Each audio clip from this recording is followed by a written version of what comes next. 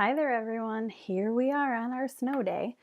So I am just going to record our online lecture that we are missing tonight on Thursday. And then you'll have some assignments that we were going to do in class for group work. You'll have them to be completed for next week.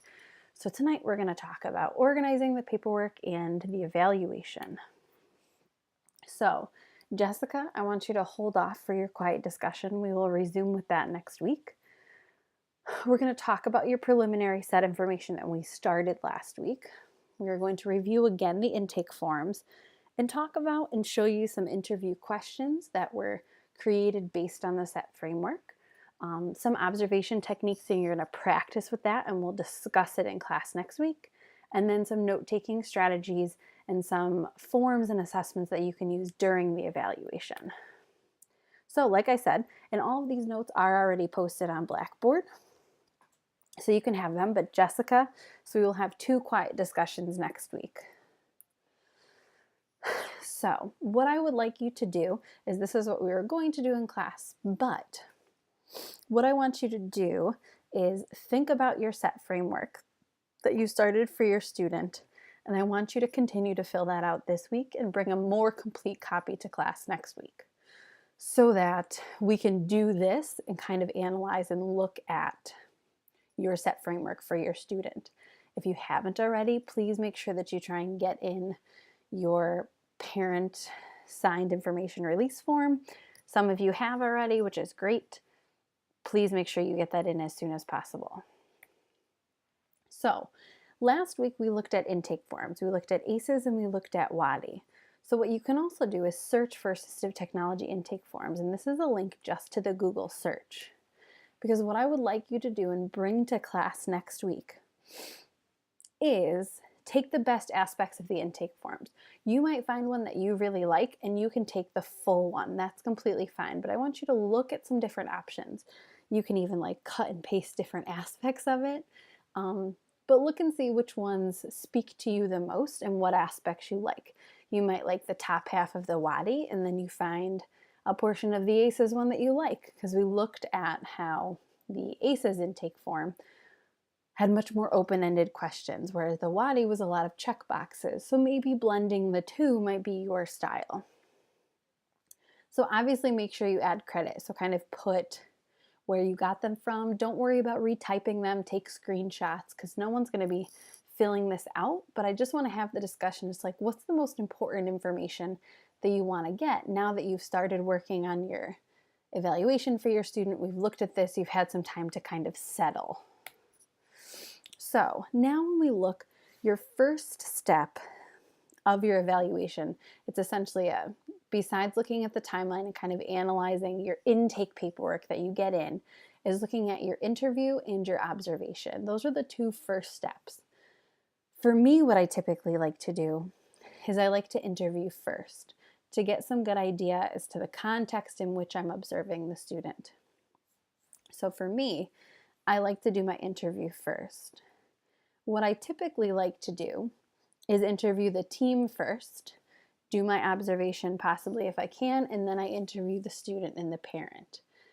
What I find is oftentimes there are conflicting views sometimes, and I don't want to walk into something that is wrong if I interview the parent first, and vice versa with the team.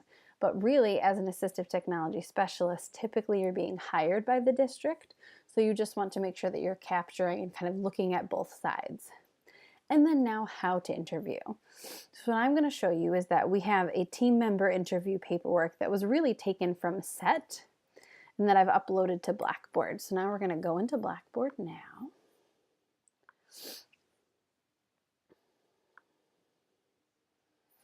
Oops. Under SET.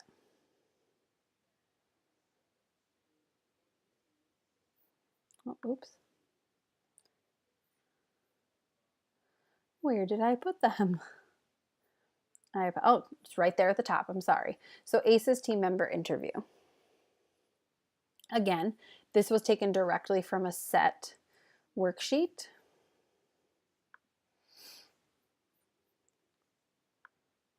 So what I like about this form, and you can feel free to use this if you would like, is that it really takes apart the SET framework and it adds questions to it. So you can see here we have interview questions about the student. So it doesn't necessarily mean they're for the student.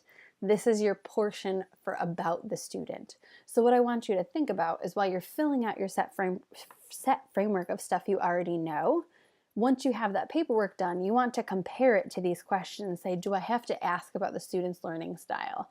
Maybe you know them well enough because you're their teacher where you don't have to ask about that. This is really important, looking at the student's interests. How do you make sure that you build an appropriate rapport with them during the evaluation? And also, how do you make sure that they're interested in what you're doing? If you're asking them to write and they hate writing, maybe if they write about something they love or they're interested in, it will be better. Behaviors. And then we look at the environment. So you can see I really like how they, again, this is, I think, originated from Joy Zabala. We just used this through ACEs. Breaking down the environment and asking, again, these specific questions that you might not know. You might not need to ask many of these questions because you might know the answer. But if a student that you're not as familiar with, these are really good questions to ask to complete that SET framework to help you plan your evaluation much better. These are all really important. What do you want the student to be able to do that they cannot currently do? What IEP goal area or objective do you anticipate the student meeting with the addition of AT services? I love these because it makes the evaluation so targeted. And that's what's really important. To have a good evaluation is having a target point and not being so broad where you're recommending so many things and nothing happens. There's actually a thread on Quiet going on today about kind of looking at the cost benefit of AT. I don't remember who it was, but they made a really good point that we lose the investment that we make on AT when it's poorly implemented. And that's a really important thing. So thinking about how can we make sure that the AT that we recommend is appropriate and used, and we don't recommend too much. And then the tools. And this is also important because sometimes teams have in mind tools either that they already have or things that they've seen that might be helpful, and that's really important insight because maybe you're not a member of the student's team and you're coming in fresh. It's good to see what people actually think that the student needs already.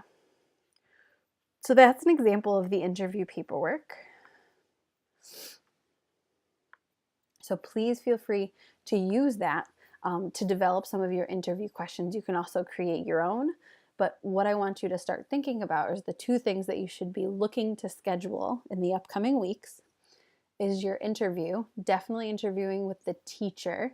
If you are the special ed teacher, maybe a regular ed teacher or vice versa, the parent and then the student. So now we're going to transition into the observation. So this is just one example of note-taking options for while you observe. So this is just an example. I prefer to write a narrative. I do more summary rather than minute by minute. I started off when I did my evaluation where I would literally write by the minute what the student was doing. And I found that it wasn't giving me a good idea.